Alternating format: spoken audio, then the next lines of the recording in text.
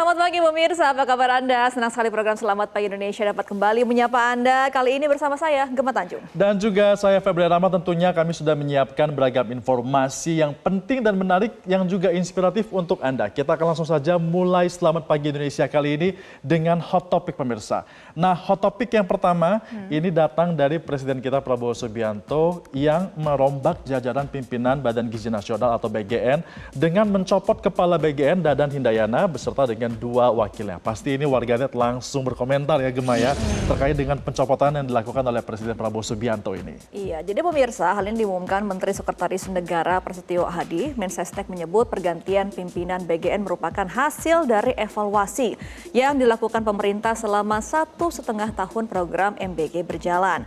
Nah, meski begitu, pemerintah memastikan program MBG tetap berjalan meski ada pergantian pimpinan di Badan Gizi Nasional.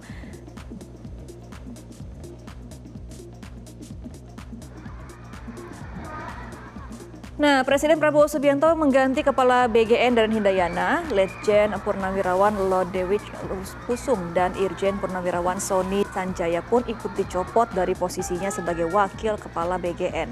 Dan pemirsa, Presiden Prabowo Subianto memutuskan untuk mengangkat Nanik S. Deyang sebagai Kepala Badan Gizi Nasional yang baru. Dan kita akan simak pernyataan dari Mensesnek selengkapnya untuk Anda. Ketentuan semua dapur SPPG harus. Bapak Presiden mengambil keputusan untuk melakukan pergantian pimpinan Badan Gizi Nasional. Yang pertama adalah Saudara Dadan Hindayana sebagai Kepala Badan Gizi Nasional. Yang kedua, Saudara Lodewijk Pusung sebagai Wakil Kepala Badan Gizi Nasional.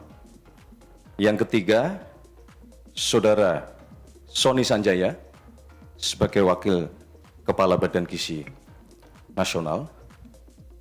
Tentunya disertai dengan ucapan terima kasih atas kerja keras, dedikasi selama ini di dalam membangun fondasi dan mengembangkan Badan Gizi Nasional. Untuk selanjutnya, Bapak Presiden memutuskan untuk mengangkat Saudari Nani S. Deyang sebagai Kepala Badan Gizi Nasional yang baru. Kemudian Saudari Agustina Arumsari sebagai Wakil Kepala Badan Gizi Nasional yang baru. Dan Saudara Maijen TNI Trenggono sebagai Wakil Kepala Badan Gizi Nasional yang baru.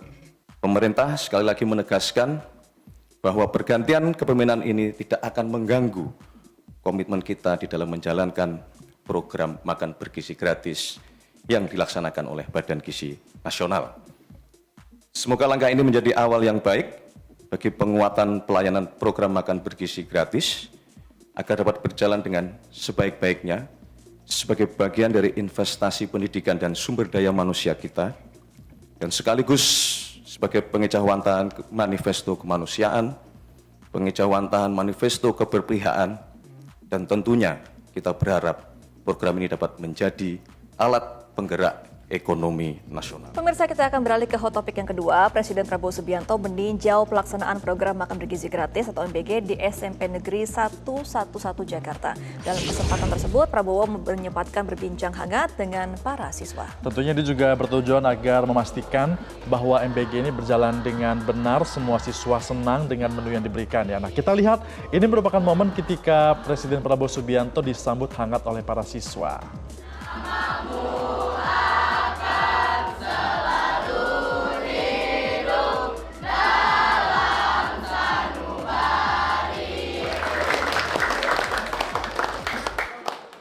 Tadi kita dengarkan ya lagu himne guru yang dinyanyikan oleh para siswa di depan Presiden Prabowo Subianto, dan juga Presiden pun sangat menikmati ya dalam kunjungannya kali ini.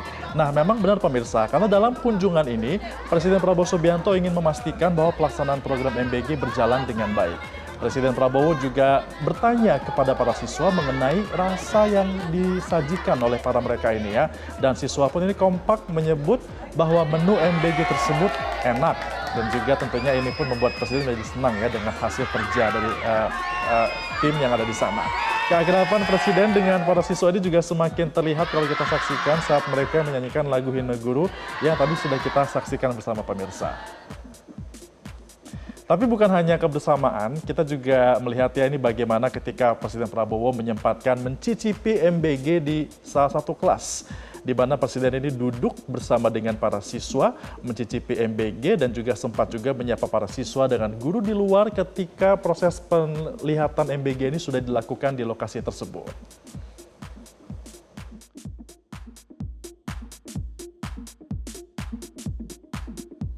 Nah itu dia ya program yang sudah dilakukan oleh Presiden Prabowo Subianto, nampak ya menikmati makanan MBG di pagi hari kemarin ya. Nah selanjutnya di hot topiknya kita masih punya informasi pemirsa dari sidang pledoi mantan Menteri Mendikbudristek Nadiem Makarim yang diwarnai sejumlah momen, mulai dari insiden mati lampu hingga jaket Gojek generasi pertama yang dikenakan di ruang sidang. Ini mencuri perhatian pemirsa, kita simak.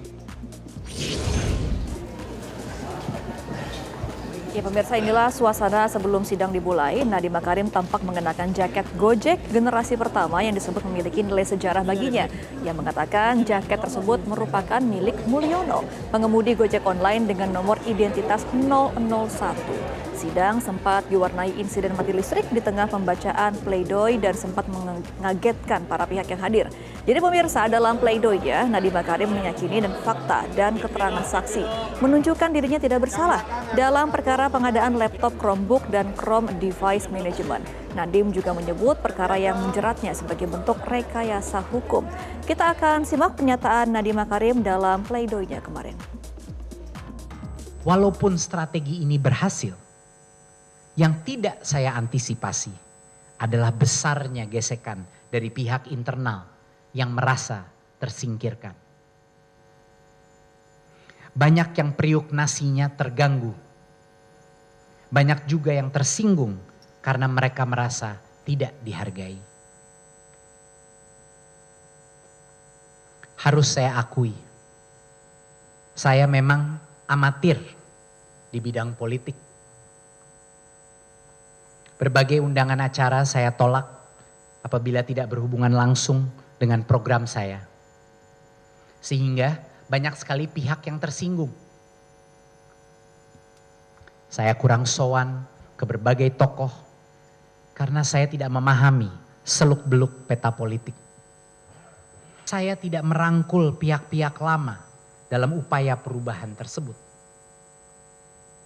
Saya meremehkan ritual politik.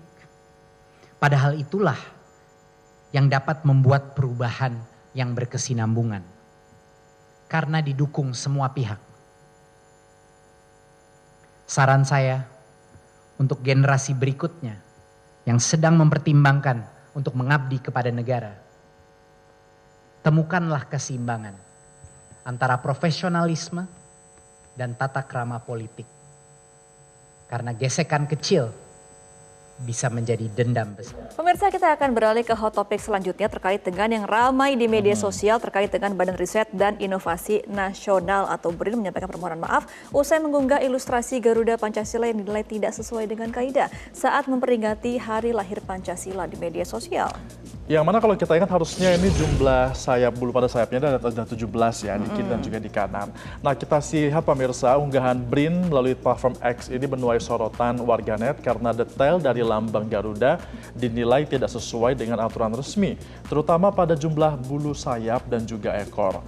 Warganet menduga bahwa ilustrasi tersebut dibuat dengan kecerdasan buatan atau AI tanpa pengecekan menyeluruh terhadap kaidah lambang negara.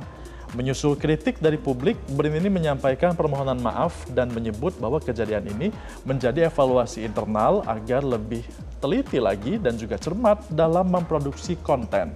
BRIN juga telah menghapus unggahan tersebut serta menggantinya dengan ilustrasi Garuda yang sesuai dengan ketentuan resmi dari Lambang Negara Indonesia.